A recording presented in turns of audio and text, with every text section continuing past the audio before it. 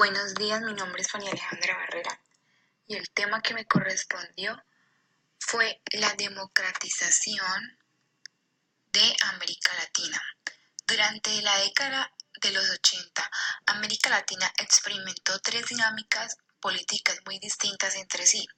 Por un lado se encontraban las experiencias políticas de México, Costa Rica, República Dominicana, Venezuela y Colombia, países que a partir de 1990 lograron mantener sus regímenes democráticos.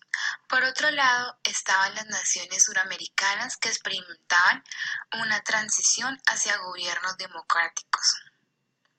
Finalmente, Salvador, Nicaragua y Guatemala vivieron una intensificación de conflictos armados que degeneraron en guerras civiles. La transición hacia la democracia. La transición de regímenes dictatoriales hacia democráticos tuvo las siguientes características: división en el interior de las fuerzas militares. Tal fue el caso de países como Argentina, cuya derrota en la regla de Malvinas causó el descontento de algunos sectores de la milicia, y la negociación de los militares con los sectores civiles. Los militares, conscientes del desprestigio de su régimen, pero teniendo aún cierta fortaleza política, impusieron una transición negociada favorable a ellos. Tal fue el ejemplo de Brasil, Chile y Uruguay. El fin de las dictaduras en el Cono Sur. Ecuador retornó al sistema democrático en 1979, Perú lo hizo en 1981, Bolivia en 1982, Argentina, Brasil y Uruguay en 1984 y Chile y Paraguay en 1989. ¿Pero por qué fue posible el retorno a la democracia en estos países? La respuesta se encuentra en 4 razones. La crisis económica que enfrentó América Latina. Una de las razones que esgrimían los dictadores para mantener sus regímenes era que se requería buscar el mejoramiento económico de los países. Sin embargo, amplios sectores de la población fueron golpeados por una profunda crisis iniciada en la década de los 70. Esto deslegitimó los gobiernos dictatoriales. Cambio de la política internacional de los Estados Unidos. Este país dio un giro en su política internacional respecto a la región. Durante la presidencia de Jimmy Carter, entre 1976 y 1980, en su gobierno se promovió la democratización y el respeto a los derechos humanos. Luego, los gobiernos de Ronald Reagan, entre 1986 y 1989, y George Bush, entre 1989 y 1993, aunque no compartían la política de Carter sobre los derechos humanos, estuvieron a favor del proceso de desmilitarización. Presión internacional por el respeto a los derechos humanos. Las crecientes violaciones de los derechos humanos por parte de las dictaduras militares causaron que otras naciones y organismos multilaterales empezaran a condenar estos actos y exigir la reforma a la democracia. Supervivencia de la oposición. A pesar de haber sido perseguidos casi hasta el exterminio, los sectores opositores a las dictaduras no desaparecieron. Al contrario, a medida que se aumentaba la presión surgieron más opositores. Tal fue el caso del movimiento de las Madres de la Plaza de Mayo en Argentina, o del aumento de las protestas en contra de Pinochet en la década de los 80. Los derechos humanos. Uno de los puntos críticos de la transición a la democracia fue la investigación y el surgimiento de violaciones de los derechos humanos cometidas por los gobiernos militares. El gobierno civil debía decidir si iba a procesar o no los responsables, pero tal decisión dependió en general de varios aspectos. La solidez o de los apoyos políticos que tuviera el gobierno.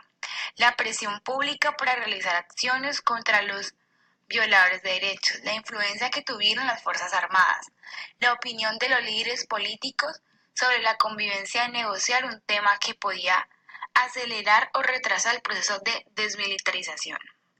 En Uruguay, por ejemplo, el problema se resolvió mediante un plebiscito en el que la ciudadanía apoyó la decisión parlamentaria que apoyó la ley de caducidad.